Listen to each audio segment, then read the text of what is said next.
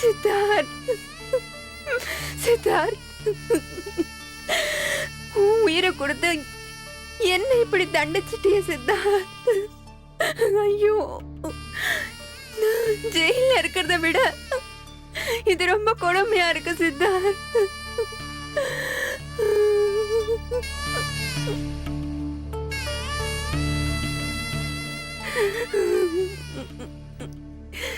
என்ன சித்தார்த் சிரிக்கிறீங்க? நான் போய் சேர்ந்துட்டேன், நீ தண்டனை அனுபவின்னு சிரிக்கிறீங்களா? ஐயோ, இது கொடுமை சித்தார்த், இது ரொம்ப கொடுமை. நீ நினைச்சிருந்தா என்ன ஜெயில தள்ளி இருக்கலாமே. அந்த கடைசி நிமிஷம் கூட உங்களால எப்படி சித்தார்த் என்ன மன்னிக்க முடிஞ்சது? ஐயோ கடவுளே. சித்தார்த், உங்க இயல்பான குணமே அதானா? காலமும் சூழ்நிலையும் உங்களை இப்படி மோசமானவ அடையாளம் காட்டிடுச்சா? சொல்லுங்க சித்தார்த், என்ன மன்னிச்சிடுங்க சித்தார்த், என்ன மன்னிச்சிடுங்க.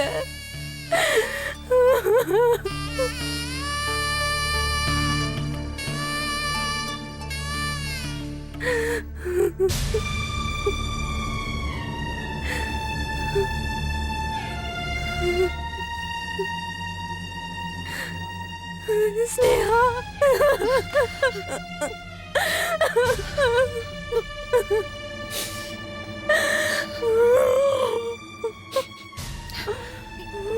எப்படி எப்படி இது நடந்தது?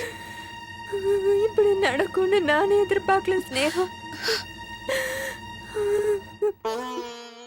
எப்படி சித்தார்த் திடீர்னு இப்படி ஒரு முடிவு எடுத்தாரு? சித்தார்த் இறந்துட்டாருங்கிறத இன்னும் என்னால ஜீர்ணிக்கவே முடியல. பல பேரை சாகடிக்கிற குணம் கொண்ட சித்தார்த் தன்னைத்தானே சாகடிச்சுக்கிட்டதுதான் ரொம்ப ஆச்சரியமா இருக்கு. மேனகா, நீ இத எப்படி தாங்கிக்கிட்ட? ஸ்னேகா, என்னால முடியல ஸ்னேகா. ஸ்னேகா, நான் பாவி ஸ்னேகா, நான் ஒரு பாவி. ஐயோ, நான் ஒரு பாவி. மேனகா,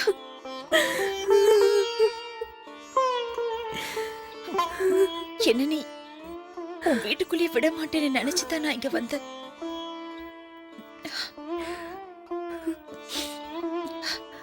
பாரு, செத்து போனவங்களை பத்தி இனிமே விமர்சனம் பண்றது நாகரிகம் கிடையாது. நடந்தது எல்லாத்தையும் ஒரு கெட்ட கனவா மறந்துட்டு உன் பிள்ளையோட எதிர்காலத்தை மனசுல வச்சுக்கிட்டு வாழற வழிய பாரு. மேனகா, நான் சொல்றது உனக்கு புரியும்னு நினைக்கிறேன். புரியுது.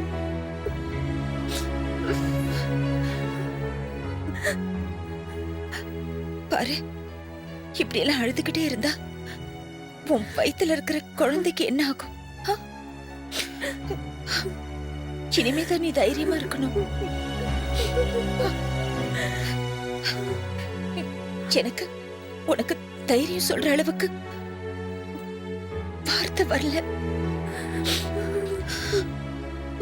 சரி, நான் வரேன்.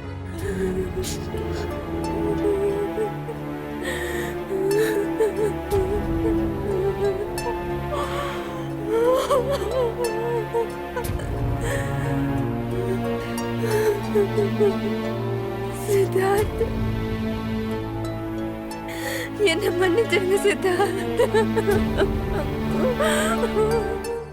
எங்க ஆளுங்க பத்திரமா உங்களை கோர்ட்ல கொண்டு போய் சேர்த்துருவாங்க. உங்களை ஆம்புலன்ஸ்ல கொண்டு போறதுனால நீங்க பயப்பட தேவையில்ல. கோர்ட்டுக்கு நீங்க பத்திரமா போயிடுவீங்க.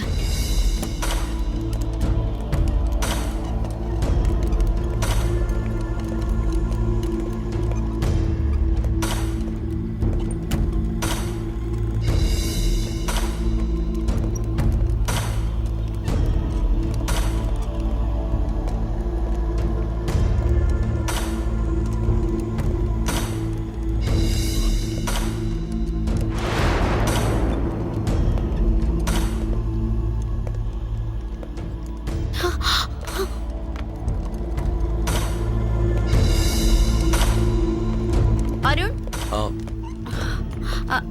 அது அருண், நீங்க கோர்ட்டுக்கு புறப்பட்டுட்டீங்களா? ஆமா, நான் கோர்ட்டுக்கு தான் போயிட்டு இருக்கேன். நீ இன்னும் ரெடி ஆகலையா? இல்ல, எனக்கு கொஞ்சம் சின்ன வேலை இருக்கு, அதை முடிச்சிட்டு வரேன். சரி காவ்யா, நான் கிளம்புறேன். பாய். சரி. ஐயோ,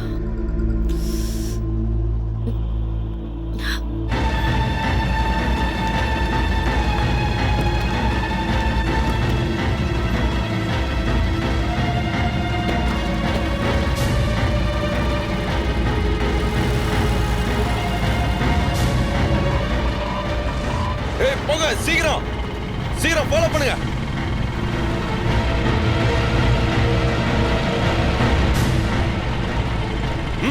அந்த காரை விடாத, போங்க சீக்கிரம்.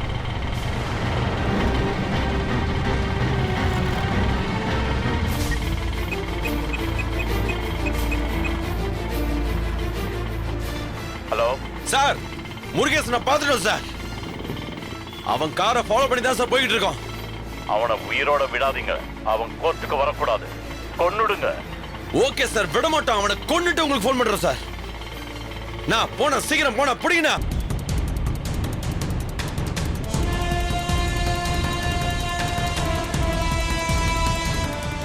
அவனை விடக்கூடாது.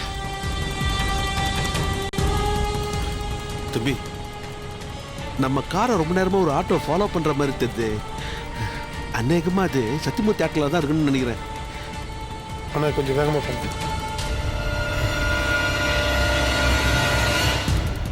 தம்பி, இதனால சத்தியமூர்த்தி கண்ணில் படாமல் வந்துட்டோம். இப்போ அவங்க ஆளுங்க நம்மளை வெட்டுறாங்க. தம்பி, இந்த கோர்ட்டுக்கு போக வேற ஏதாவது வழி இதாப்பா, சொல்லுவா. இருங்க சார், கயல்வெளி மேடத்துக்கு ஃபோன் பண்ணி கேட்குறேன். போடுப்பா போடுப்பா. மேடம், சத்தியமூர்த்தி ஆளுங்க எங்கள் காரை ஃபாலோ பண்ணுறாங்க.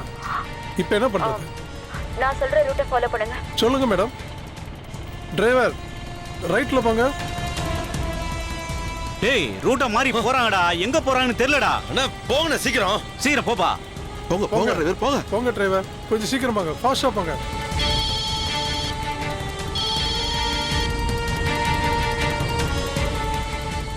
ஹலோ, அவங்க வழி மாறி போறாங்க சார். முட்டாளுங்களா? அவங்க உங்களை பார்த்துட்டு உஷாராயிட்டாங்களா? அவங்கள தப்ப விட்டுறாதீங்க. சரிங்க சார். போங்க, கொஞ்சம் ஃபாஸ்ட்டாக போங்க.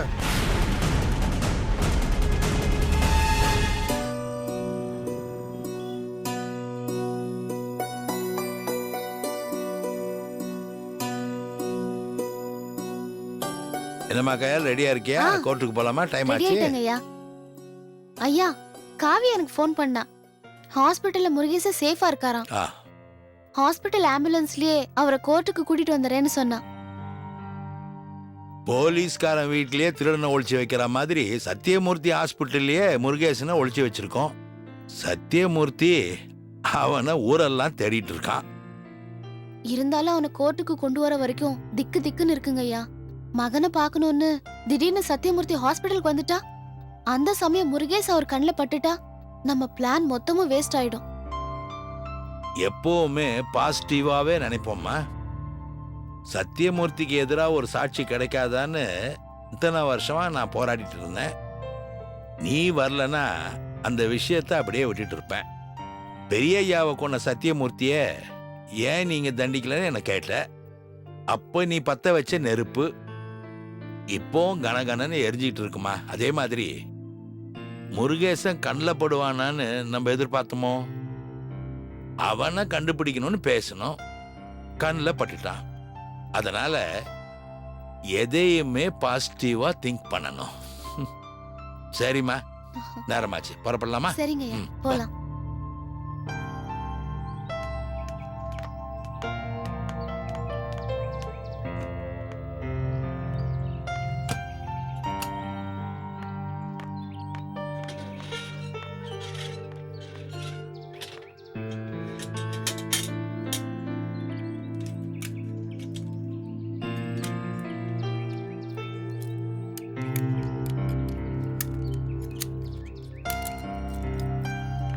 போலாமா? போலாங்க ஐயா.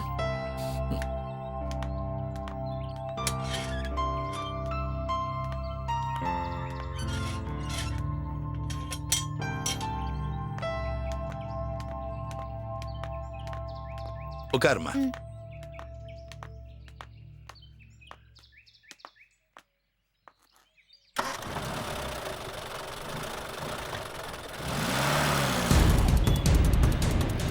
எப்படியோ ஒரு வழியா சத்தியமூர்த்தி கிட்ட இருந்து தப்பிச்சிட்டான். கரெக்ட் ஆயிட்டு கோர்ட்டுக்கு போயிடலாம்ல? போயிடலாம் சார், தைரியமா இருக்கும். நம்ம எல்லாரும் சேர்ந்து வாய்ச்சிக்கிறோம், யாரோட வாய்ப்பும் வீண் போயிடக்கூடாதுப்பா. அதுக்கு தான் சொல்றேன். நான் உயிருக்கு பயந்துட்டா இல்ல இவங்க என்ன சாவடிச்சுவானு பயந்துட்டு சொல்லப்பா. தேவராஜையா உத்துமரு, ரொம்ப நல்லவரு. அவரு மாதிரி ஆள்னா வாழணும்பா. இந்த சத்தியமூர்த்தி அவரை தூக்கி ஜெயில போட்டான். அதுக்கு பதிலாக இந்த சத்தியமூர்த்தி தூக்கி ஜெயில போடணும். அதுக்கு தான் நான் இவ்வளவு சொல்றேன். அதான்ப்பா என்னோட ஆசை. அது நிறைவேறணும்ப்பா. நடக்குமா? எல்லாம் நடக்கும் சார். நடக்குமாப்பா? நடக்கும் சார். இந்த முறை முருகேசன் தப்ப விடக்கூடாது. அதுக்கு நான் ஒரு வழி சொல்றேன். சொல்லு, என்ன வழி? முருகேசனை கோர்ட்டு கொண்டு போக 2 ரூட் இருக்கு. நாம ஒரு ரூட் மிஸ் பண்ணிட்டோம். முருகேசன் அந்த ரூட்ல மிஸ் ஆனாலும் இந்த ரூட் வழியா தான் வந்தாகணும். அதனால நாம வண்டியை ஓரம் கட்டிட்டு வெயிட் பண்ணலாம். இதான் நான் சொன்ன வழி. வண்டியை ஓரம் கட்டினா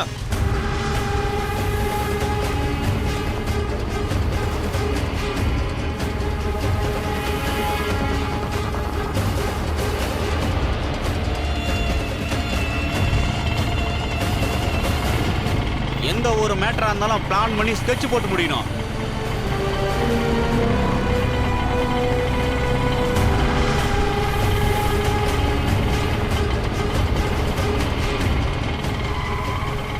நிறுத்து மாட்டிக்கிறானுங்க. வாங்க. ஓட பாக்குறேன்.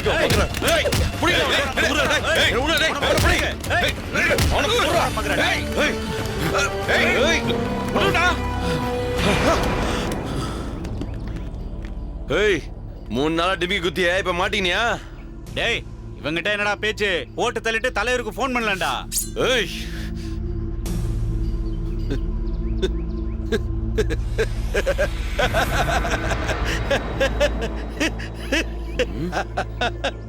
என்னடா சிரிக்கிற? சாக போறான்ல, சிரிக்கிட்டு விடு. நம்மளெல்லாம் பார்த்தா நக்கலா இருக்கிற போல இருக்கு. ஏய், அப்படியே தெரியுது இல்ல. பின்ன என்னத்துக்கு சிரிச்சா? இன்னைக்கு உங்களால எனக்கு சாவுனா அதே சத்தியமூர்த்தியால உங்களுக்கு சாவு.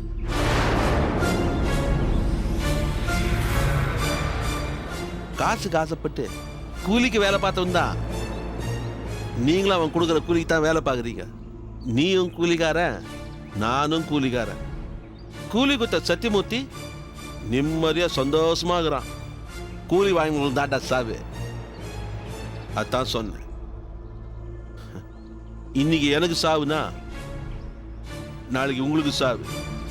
நம்ம நிலைமையே தானா, பாக்கியே தானா? நம்ம முடிவை யாரோ ஒருத்தன் தீர்மானிக்கிறான். நாம வாழ்றா சாவுறதான்னு அவன் முடிவு எடுக்கிறான் பாரு. அது நினைச்சேன் சிரிப்பு வருது. நானாவது வாழ்ந்து முடிச்சவன், சாவுக்கு பயப்புள்ள. நீங்க வாழ வேண்டிய பசங்க. உங்க வாழ்க்கை உங்க கையில இல்லையா? சத்தியமூர்த்தி கையில இருக்குது. இந்த கூலி போட வேலை ஆரம்பத்துல ரொம்ப ருசியாத்தான் இருக்கும். கையில காசை பார்க்கும்போது கண்ணு மண்ணு தெரியாம ஆடுவீங்க. குடி கூத்துன்னு கும்மாளமா தான் இருக்கும். அதெல்லாம் அந்த நேரம் சுகம் மட்டும்தான். அது அந்த நிமிஷத்தார முடிஞ்சிடும். ஆனா வாழ்க்கை உன்னோட கடிவாளம் உன் கையிலயும் இல்ல, கடவுள் கையிலயும் இல்ல. உனக்கு காசு குத்தாம பாத்தியா, அவங்க கையில இருக்குது. இப்ப பாரு, யான் உயிர் உன் கையில இருக்குது. உன் கையிலன்னா உன் கையில இல்ல, சத்தியமூர்த்தி கையில இருக்குது. அவன் கொல்ல சொன்னான், நீ கொல்ல போற. அப்ப என் உயிர் அவங்க இல்ல தானே இருக்குது. அதே மாதிரி தான் உன் உயிரும் அவன் ஆண்டகிது. என்னப்பா சொல்ற? எனக்கு ஒண்ணுமே புரியலையாப்பா. இன்னுமா புரியல? என்ன வாழ்க்கடா இது? நாளைக்கு உயிரோட இருப்போன்ற நம்பிக்கையில குருவி கூட கூடு கட்டி வாழ்த்து. அந்த நம்பிக்கை கூட நமக்கு இல்ல பத்தியா? என்ன நம்பிக்கை நாம வாழ்றது? நகர்ற ஒவ்வொரு நிமிஷமும் நமக்கு சொந்தம் இல்லையா, சந்தோஷமும் இல்லையா? பட்டா பயம், நண்டா பயம், இதெல்லாம் யாரால? உன் அண்ணாலியா, உன் தம்பியா இல்லையா, இல்ல உன் சொந்த பதத்தா இல்லையா? அப்படியே ஒரு பிரச்சனை வந்தா கூட அத பேசி தீர்த்துக்கலாம்டா. ஆனா சத்தியமூர்த்தி மாதிரி இருக்கிற ஆளுங்கிட்ட என்ன பேசுவ? பணம் தாண்டா பேசும். என் உயிர் அவனுக்கு சாதாரணம் தான், உன் உயிர் அவனுக்கு சாதாரணம் தான். அவன் கொடுக்குற கூலிய உன் பொண்டாட்டி ஆட குத்துட்டு வெளியே வந்து சாராயங்குஷ்டு திரும்பும்போது இன்னொருத்த உன்னை போட்டுருவான்டா. நீ கை நீட்டி வாங்கின கூலிய உனக்கு வாக்கரிசியா வந்து விழும். இதாண்டா நடக்கும், இதான் நடந்துகிட்டே இருக்கும். இதை யார் நிறுத்துறது? நான் செத்தா உனக்கு கூலி, நீ செத்தா அத்தனுக்கு கூலி.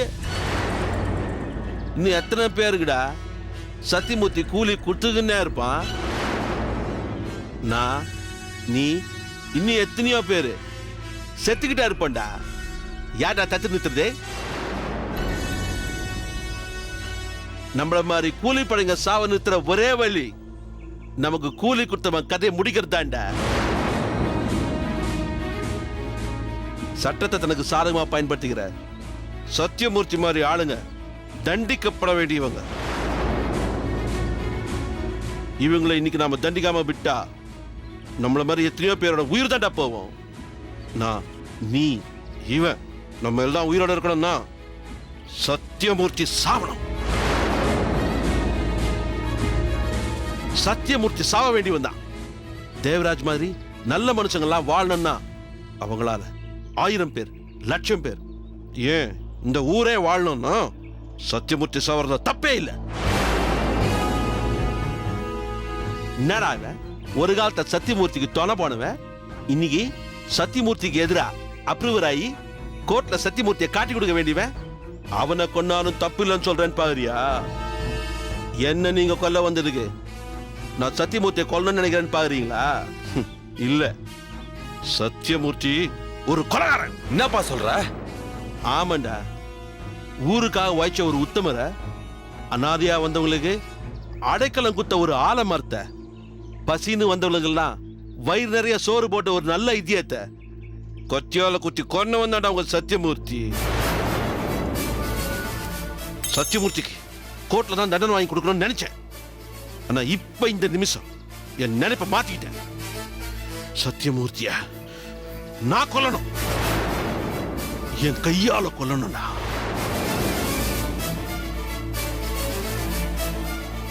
அவன் கதையை நான் முடிக்கணும். அதனால எனக்கு கிடைக்கிற தண்டனையோட அவன் அத்தியாயம் முடியணும். வாழ வேண்டிய உங்களை மாதிரி பசங்க வாழ்க்கை நல்லா இருக்கணும்டா. பணத்தால உங்களை எல்லாம் தவறான பாதை கழிச்சிட்டு பண்ண சத்தியமூர்த்தி கிட்டே இருந்து உங்களுக்கு விடுதலை வேணும். உங்க வாழ்க்கை பாதையை நீங்க மாத்திக்கணும். உழைச்சு சம்பாருங்கடா, அதுல நிம்மதி இருக்கு, சந்தோஷம் இருக்குடா, வாழ்க்கை நிரந்தரங்கிற நம்பிக்கை இருக்குடா. இந்த சின்ன தப்போட நீங்க நிறுத்திக்கிட்டு இனிமேல் திருந்தி வாழ்ற வழியை பாருங்க. அந்த கொலைகாரனுக்கு துணை போனதுனால நான் தாண்டா தண்டிக்கப்பட வேண்டியவன், நீங்களாம் வாழ வேண்டியவனுங்க. அந்த சத்தியமூர்த்தி கதையை நான் முடிக்கணும். அந்த முடிவு இப்ப உங்க கையில இருக்குது. டேய், இவர் சொல்றதும் ஒரு விதத்தில் நியாயமா தானே படுது. பாவண்டா, இவரை விட்டுறலாம்டா, நம்மளும் திந்திடலாம்டா. அண்ணே விட்டுலாண்ணே. என்னடா? ம்